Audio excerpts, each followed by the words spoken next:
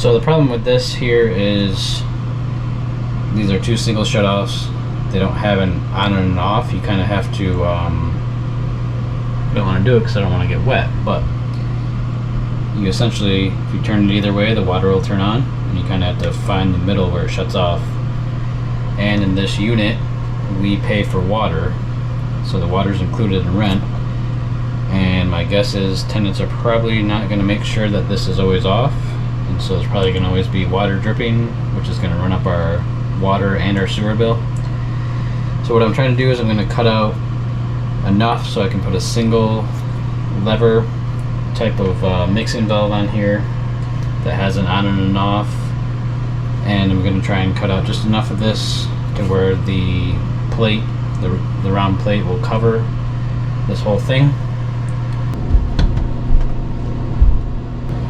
So I'm trying to take away just enough of this to where that plate will fit, but where I can get to these connections to get some PEX on there. So I came under the sink here to turn off these shutoffs, and in typical fashion, of course, they don't work. So as you can see, I've already done one here. There's just enough room before that T that goes to the shower to cut off the pipe, put a shark bite on, and then a new shutoff. And then I'm just gonna tee off the top of that, go to the shower, and then catch the sink with that.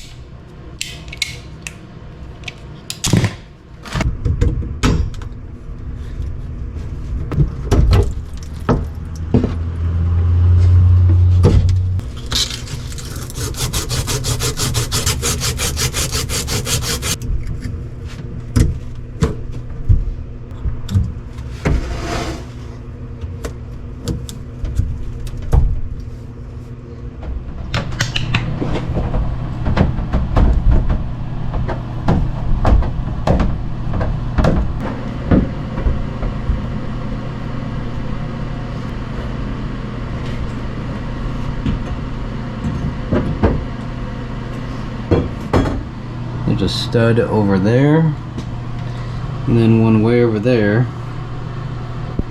You can see that one way over there. I'm thinking if I cut one that'll span that gap, I can shove it in here. Maybe I can fit my impact in here and toenail it, or do it from the bottom, so I can have something to screw the new one onto. Tack this one into the drywall and paneling, hopefully to hold it in place enough. And then I've got these two guys here that are toenailed on either side that are going to go into, hopefully go into the stud.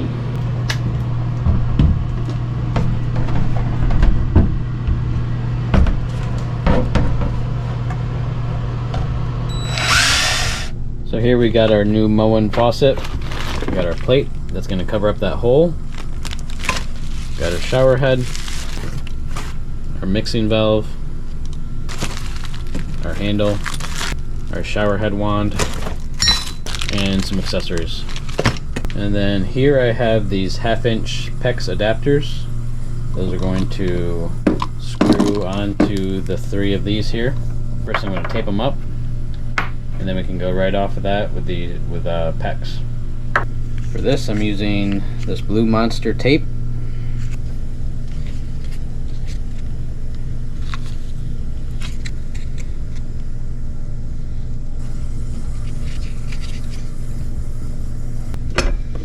Alright, got that all taped up. Time to put these on. First hand tight, and then with the wrench. It's very important you don't over tighten these. It's just brass on the brass, so you could easily strip out these threads. But you also need to get it tight enough to where it's not going to leak. My rule of thumb is you grab the wrench down here. If you grab up here, you have too much leverage. Grab it down here, and when you can't get any tighter with it down here, it's going to be tight enough.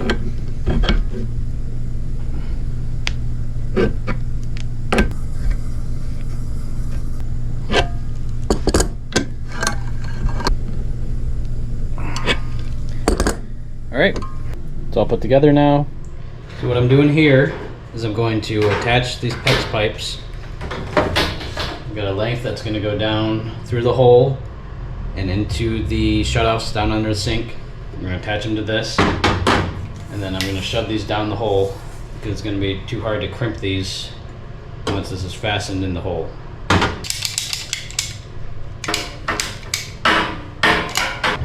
I'll cut these off so I can put a 90.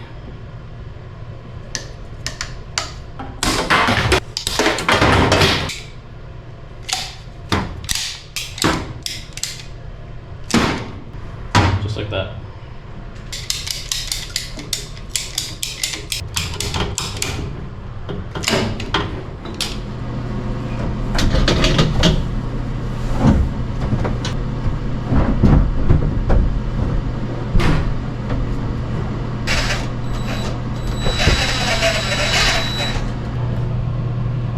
So it's set. I'm not going to screw it all the way down yet until I get that top part on, because I might need to move it around.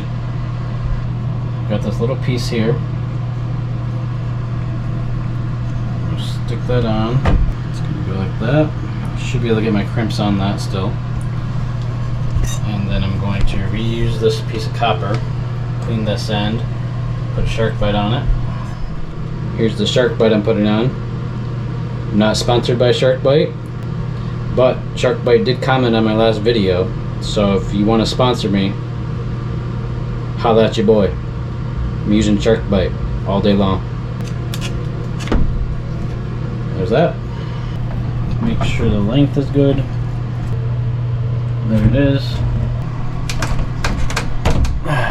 Okay, she's on. Good to go. Alright, let's test this out. Covers my hole all the way around. The one issue we do have here, there is no support behind this tub surround at all. You can see it's very flimsy. So when I have this guy on here, you know, I could caulk around this, but anytime you move it, it's just going to push in and the caulk's going to break. There's no good way to get any support around here, so I'm going to add another piece of wood on the bottom, another piece of wood on the top, and then I'm going to use some spray foam, spray it on the back side of this shower here, and hopefully it will expand and catch the wood and then stiffen this all up. That's the theory, at least. We'll see if it works. Alright, so we got some extra blocking here and on the top. Expands over, so I'm just going to fill this all in with spray foam, then put the plate back on and screw it to where it's just flush with this, and then hopefully that spray foam will push out just a little bit on this and then stiffen it all up.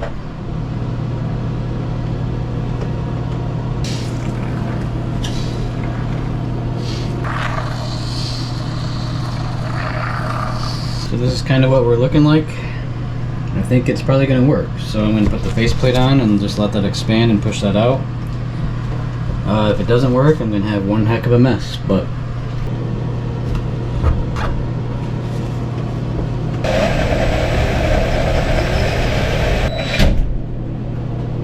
sitting pretty level right now. So over here is the main issue part of the wall, so hopefully that foam will push this guy out and meet here and then put pressure against this plate. I'm not gonna lie, that worked way better than I expected. Look at that. No give at all.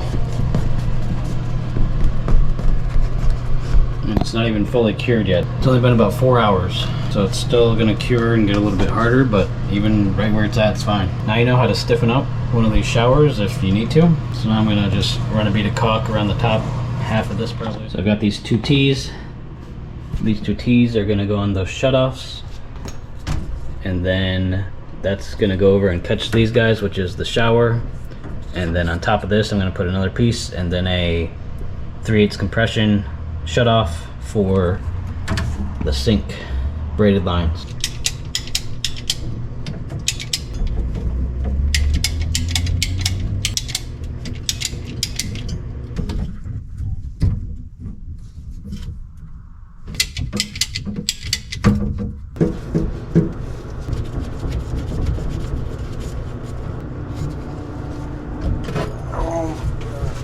We got her all taped up. You shouldn't need pliers for this thing.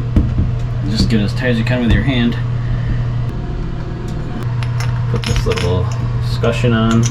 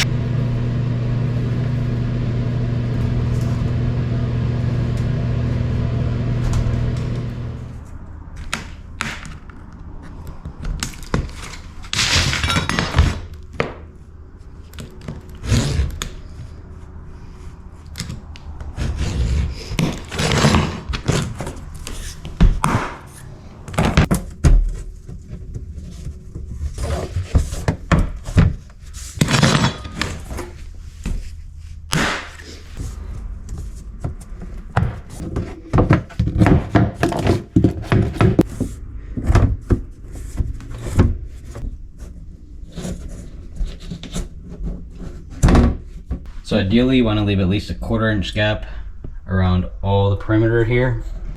And then you just put some base shoe on here, a 1/4 round to cover the gap, but that allows it to expand and contract. If there's another cat in here or something, that shouldn't get stained with smell.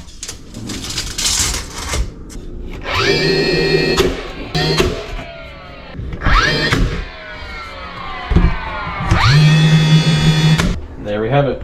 A little bit of caulk for the rough parts. So now we're working on the blinds.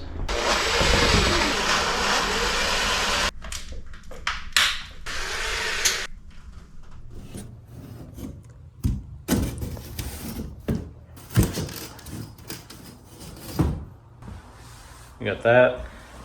And then I'm gonna get a new diffuser to go over there. This one's all broken. New diffuser for this other one because that's broken for here. So I'm kind of in diffuser hell here. Let me explain. First of all, this piece here, as you see here, it's broken. Trying to find one of these at Lowe's or any hardware store is next to impossible. I found one, it's not the right size, and it's like $60 for a little piece of plastic. Next, this is the second time this has happened to me on 2 different apartments. This is the old diffuser back here. It's 2x4, which is the same size as the tiles up here in the track for that guy. So you go into Lowe's, you order a 2 by 4 new diffuser. Let's see, right here. 24 inches by 48 inches. Oh no. That's not correct. Go down here. 22 inches by 46. And as you see, it is not the same size at all. It's 2 inches too short on the length side and the width side. So, obviously it does not fit my hole here. So this little section here I'm going to take out. I'm going to move this track over to the next slot, and then I'm going to cut that diffuser to fit the new hole. We've got diffusers too short. This place still smells like cat pee. Our pets' heads are falling off. That's it. I've had it with this dump. We got no food. We got no jobs. Our pets' heads are falling off. Okay, just calm down. But with enough money and a positive attitude, you can fix anything. So I took that old strip out and put in a wider one, but I do not have an extra piece of track to shorten the length.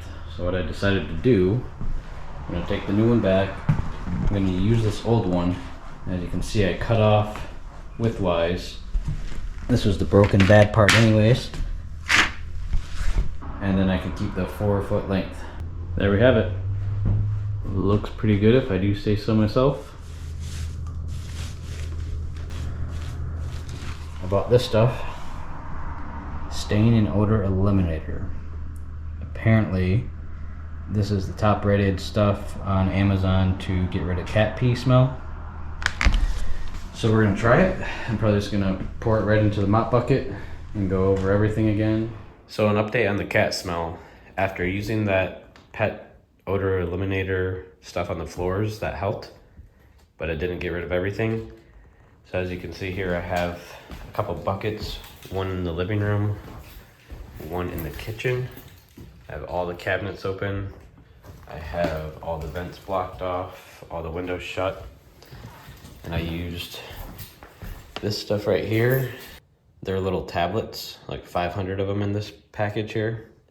And when you put them in water, they create chlorine dioxide gas. As you can see, it's kind of like a yellowish color.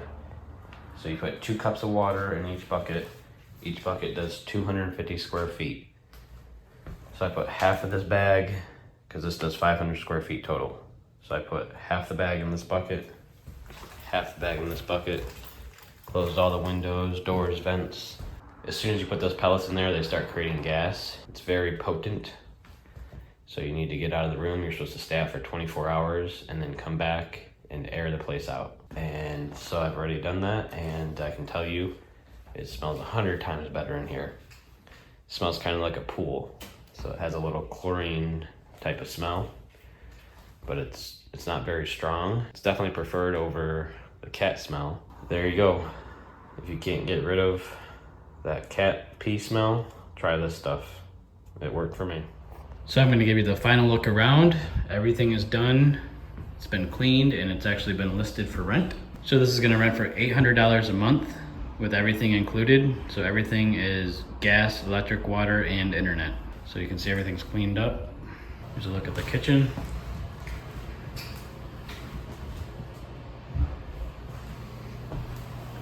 Go into the bathroom.